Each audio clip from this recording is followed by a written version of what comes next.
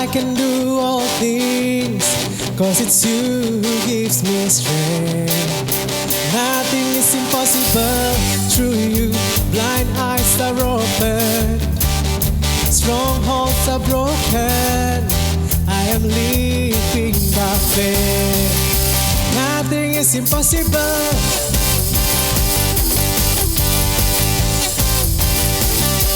Nothing is impossible. Sing it out. I'm not gonna live by what I see. I'm not gonna live by what I see. I'm not gonna live by what I feel. Deep down I know that you're here with me. I know that you can do anything through you. I can do anything. I can do all things, cause it's you who gives me strength. Nothing is impossible through you. Blind eyes are open, strongholds are broken. I am living by faith. Nothing is impossible. Hey.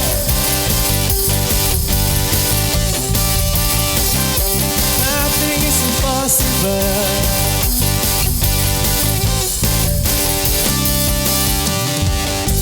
I'm not gonna live by what I see. Not gonna live by what I feel.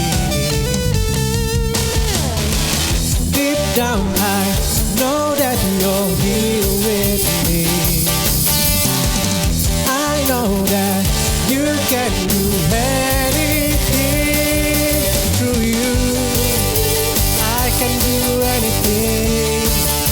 I can do all things, cause it's you who gives me strength. Nothing is impossible through you. Blind eyes are open, strongholds are broken. I am living by faith. Nothing is impossible. Sesuai dengan tema tahun ini, nothing is impossible. Kita percaya bahwa bersama dengan Yesus segala sesuatunya mungkin. Amin. Mari kita nyanyikan I believe. I believe, I believe. I believe, I believe in you. I believe, I believe. I believe, I believe in you. I believe, I believe. Katakan I believe. I believe, I believe in you. I believe, I believe. I believe, I believe in you. Through you, I can do anything. I can do all things, cause it's you who gives me strength. Nothing is impossible through you. Blind eyes are open, strongholds are broken. I am living by faith. Nothing is impossible. I believe, I believe. I believe, I believe in you. I believe, I believe. I believe, I believe in you. Oh, haleluya, haleluya. Kami rasakan hadirat-Mu Tuhan pada saat ini. Dan kami percaya bersama dengan Engkau segala sesuatunya mungkin. Kami percaya Tuhan Engkau hadir di sini dan di rumah setiap saudara yang menyaksikan pada saat ini.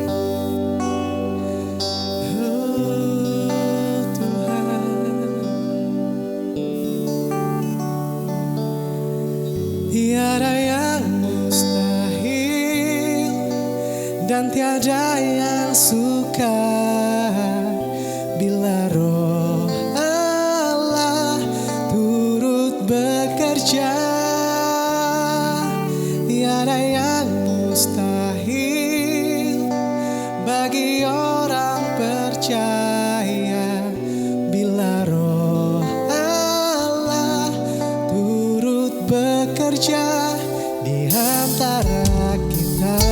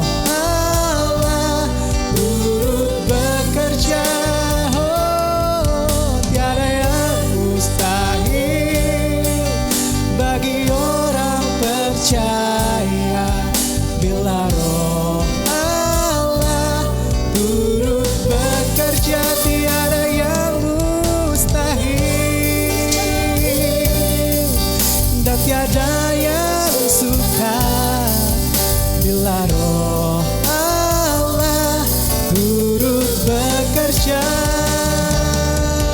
Tiada yang mustahil bagi orang percaya bila Roh Allah turut bekerja antara kita.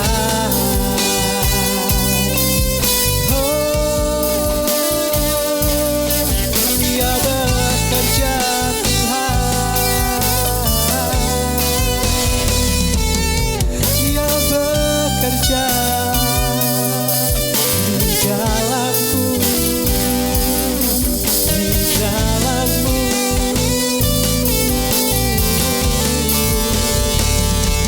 Kami percaya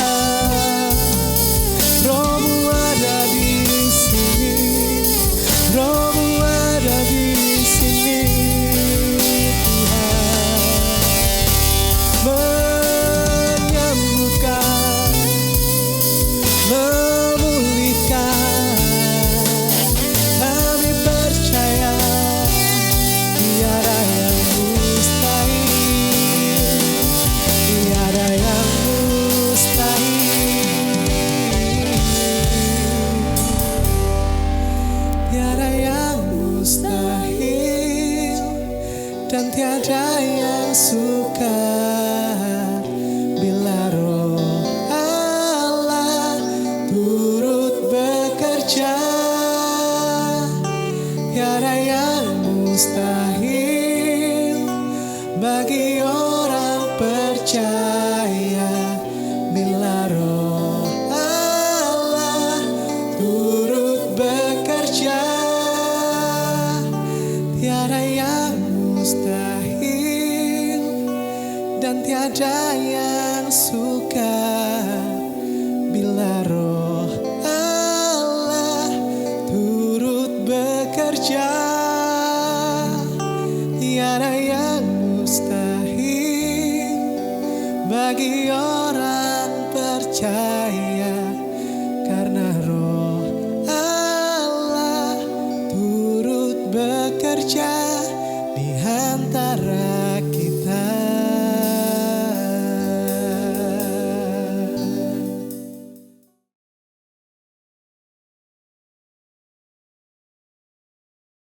Haleluya, salam sejahtera dalam kasih Tuhan Yesus Kristus.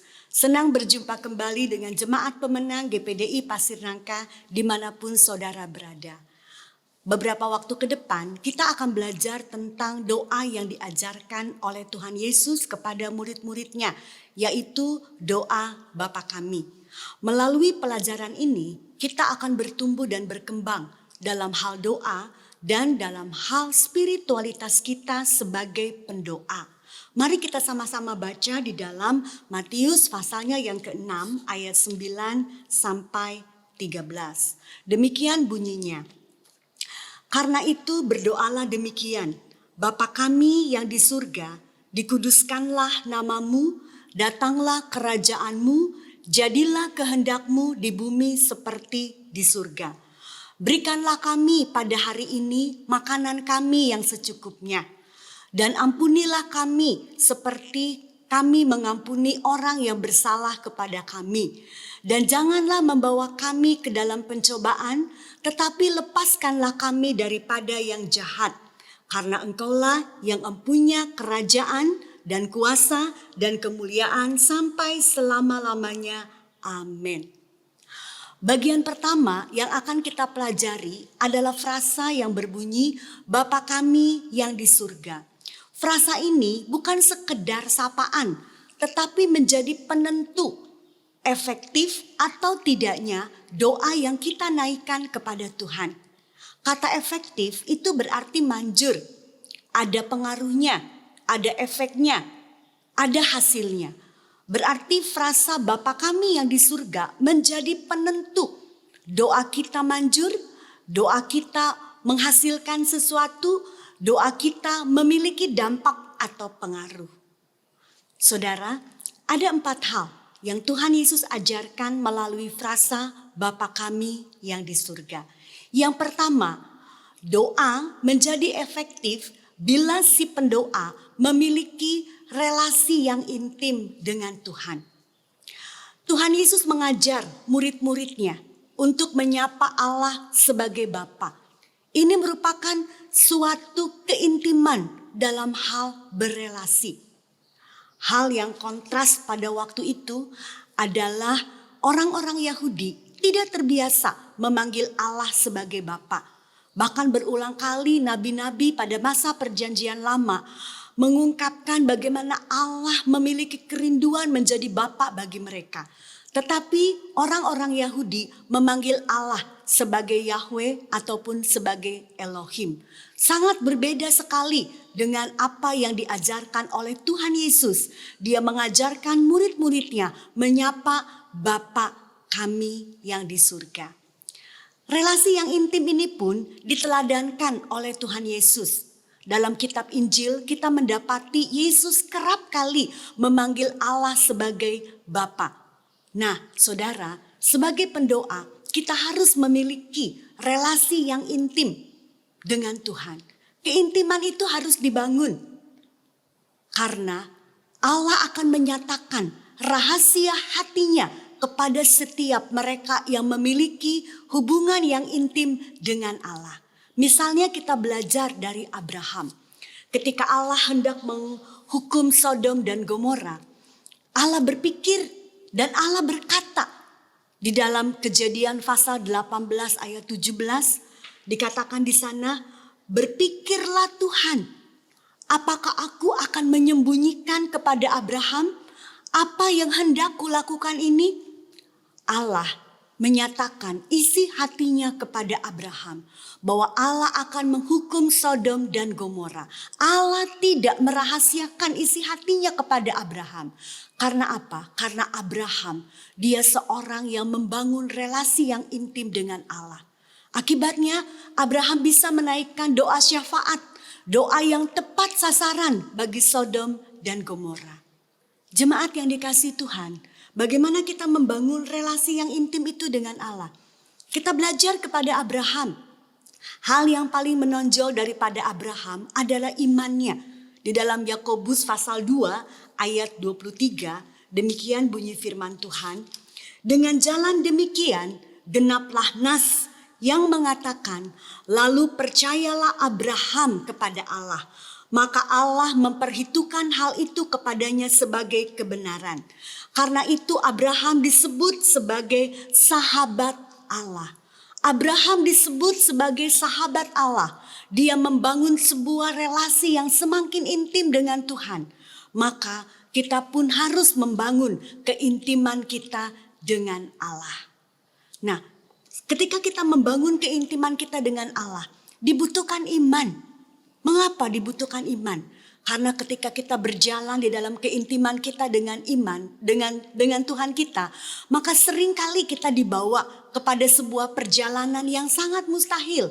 Perjalanan yang tidak mungkin menurut pemikiran kita manusia, menurut penglihatan kita. Tetapi 2 Korintus pasal 5 ayat 7 mengajarkan kepada kita, sebab hidup kami ini adalah hidup karena percaya, bukan karena melihat. Saudara yang dikasihi Tuhan, ketika kita berjalan di dalam keintiman kita dengan Tuhan, dibutuhkan iman.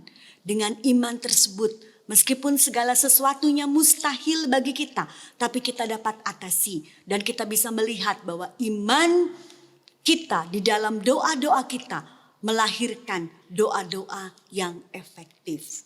Saudara yang dikasihi Tuhan, apa sih yang dimaksud dengan keintiman? Dalam Kamus Webster, keintiman itu artinya adalah memiliki atau mengkarakterisasi sifat terdalam dari seseorang.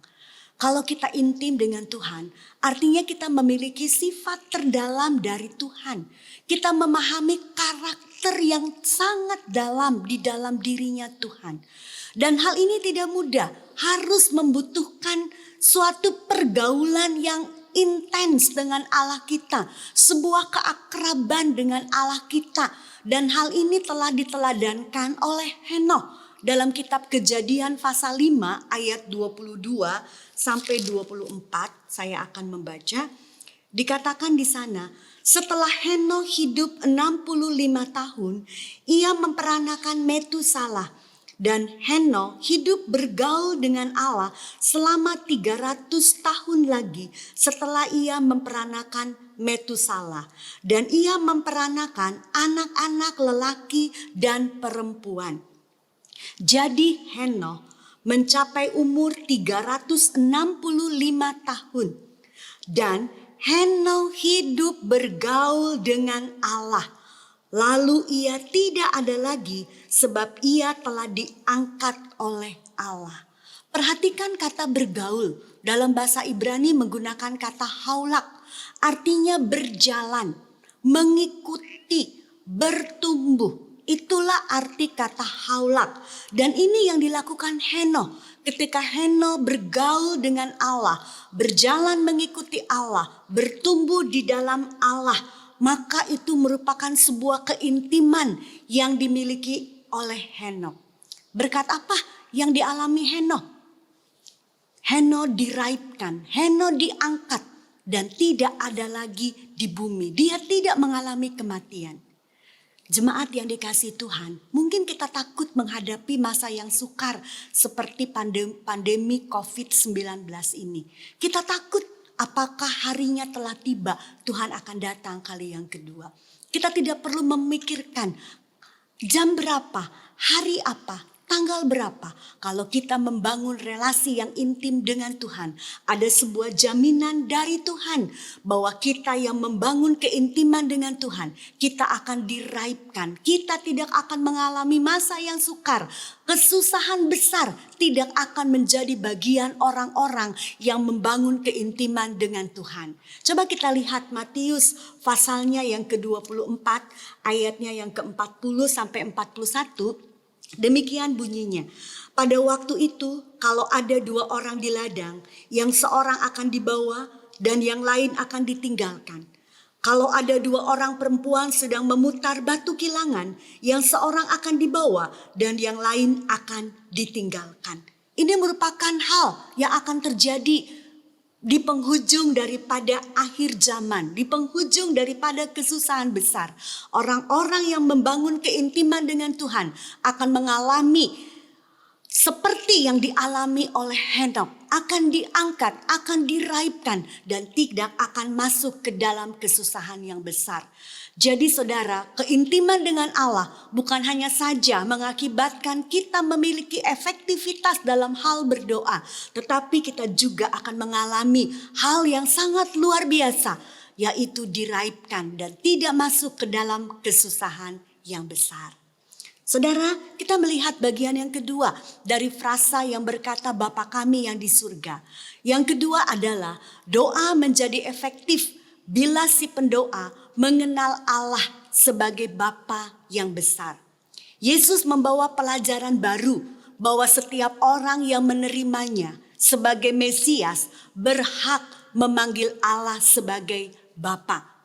Roma pasal 8 ayat 15. Bagaimana Rasul Paulus pun mengajarkan, dia berkata bahwa ketika kita menerima Yesus sebagai Tuhan dan Juru Selamat, dia berkata kamu tidak menerima roh perbudakan yang mengakibatkan kamu takut, tetapi kamu menerima roh yang menjadikan kamu anak Allah. Dan oleh roh itu kita berseru, ya Aba, ya Bapa. Kita berseru, ya Aba, ya Bapa. Saudara, ketika kita memanggil seseorang, misalnya guru, maka kita langsung berpikir dan mengenal peran dia sebagai seorang pengajar.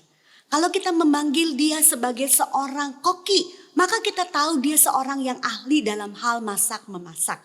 Demikian pun halnya ketika kita memanggil Bapak, kita harus mengetahui ada peran apa di balik kata Bapak tersebut. Dan inilah yang diajarkan oleh Tuhan Yesus.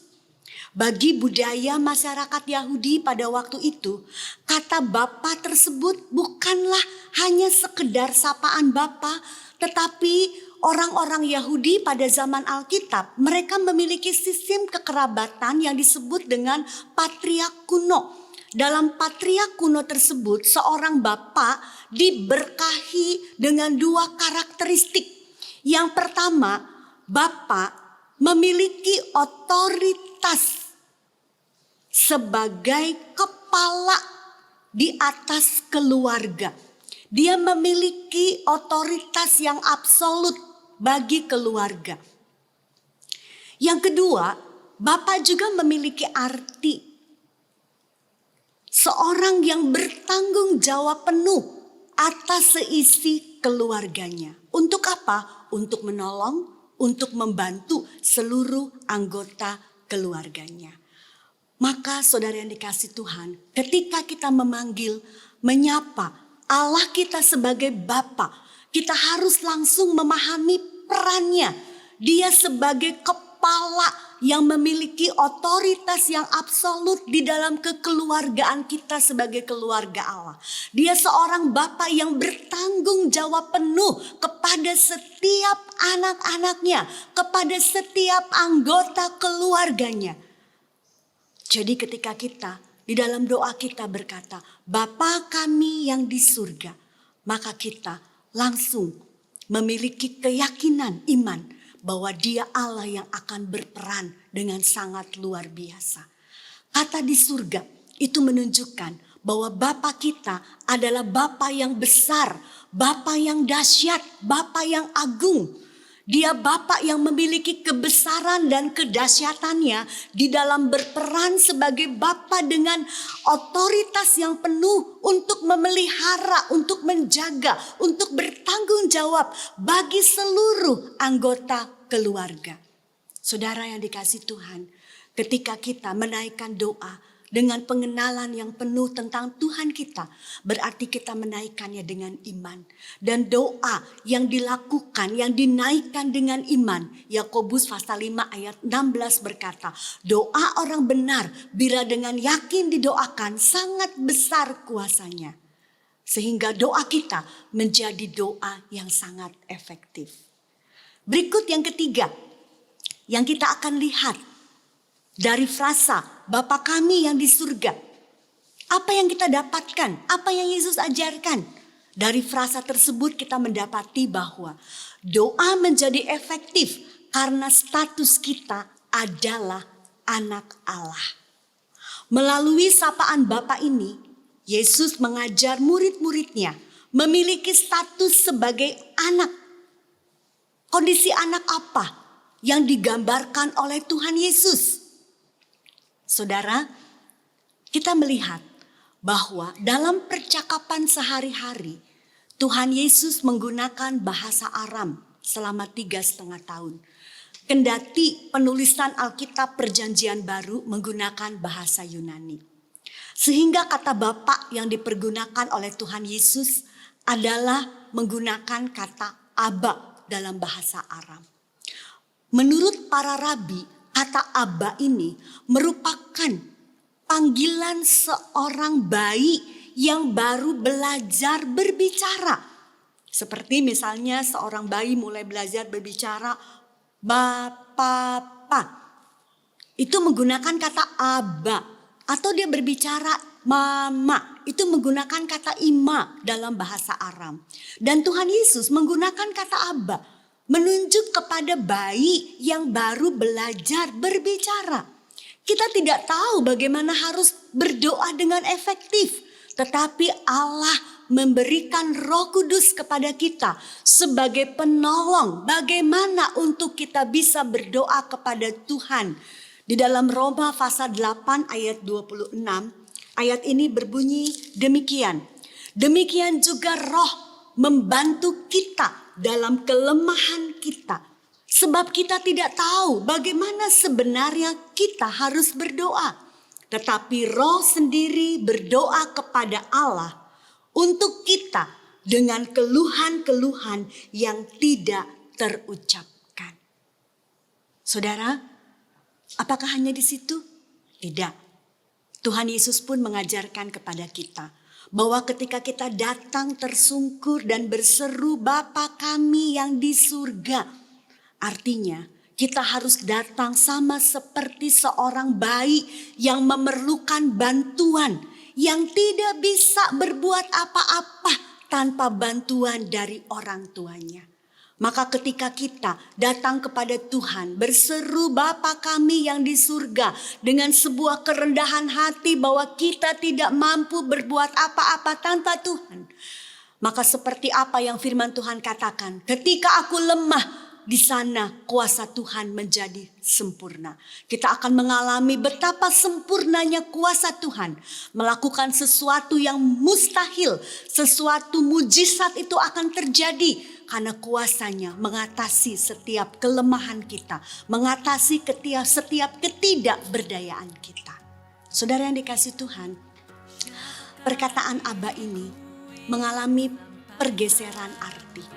Ketika seseorang menjadi dewasa, ketika dia berkata Aba, itu artinya dia berkata Bapa yang terkasih. Kita mengasihi Tuhan kita. Jadi ketika kita berseru Bapa kami yang di surga, artinya kita berkata bahwa Bapa kami mengasihi Engkau. Kalau kita mengasihi Bapa kita, terlebih Bapa kita, Dia tidak akan memberikan ular kepada anaknya yang meminta ikan. Dia tidak akan memberikan batu kepada anaknya yang meminta roti. Tetapi dia akan memberikan pemberian yang terbaik kepada kita. Itulah Bapa kita yang di surga. Jadi mari kita memelihara status kita sebagai anak Tuhan. Agar kita memiliki doa-doa yang efektif. Saudara, yang keempat, dari frasa Bapa kami yang di surga, kita juga belajar bahwa doa menjadi efektif bila ada persaudaraan sebagai anak-anak Tuhan. Perhatikan kata kami adalah kata ganti orang pertama jamak, berarti lebih dari satu orang. Bapa kami artinya Bapa dari banyak orang percaya, Bapa dari banyak anak-anak Allah. Nah, sebagai satu keluarga Allah, kita memiliki DNA yang sama. Kita harus memiliki tanda yang sama. Tanda yang pertama adalah di dalam Roma pasal 8 ayat 14 sampai 17. Salah satu ayat itu berkata adalah semua orang yang dipimpin oleh Roh Allah adalah anak Allah. Jadi tanda pertama bahwa kita adalah keluarga Allah dipimpin oleh Roh Kudus. Tanda yang kedua, di dalam Ibrani pasal 12 ayat 7 sampai 9, salah satu ayat dari ketiga ayat ini berkata, jika kamu harus menanggung ganjaran, Allah memperlakukan kamu seperti anak. Di manakah terdapat anak yang tidak dihajar oleh ayahnya?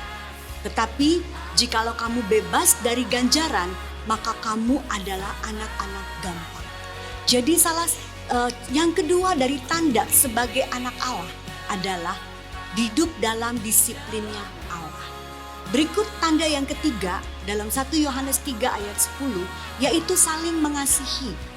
Dikatakan di sana, inilah tandanya anak-anak Allah dan anak-anak iblis. Setiap orang yang berbuat kebenaran tidak berasal dari Allah. Demikian juga barang siapa yang tidak mengasihi saudaranya. Jadi ketika kita mengasihi, itulah tanda bahwa kita adalah anak-anak Allah. Saudara, ketika kita memelihara kasih persaudaraan sebagai anak-anak Allah dengan satu Bapa kita yaitu Allah, maka Allah hadir di sana. Bahkan Allah memerintahkan berkat, urapan dan kuasa itu turun ke atas perhimpunan persaudaraan tersebut. Sehingga apa yang tidak mungkin menjadi mungkin. Apa yang mustahil menjadi sesuatu yang mustahil bagi kita semua yang percaya kepada Tuhan.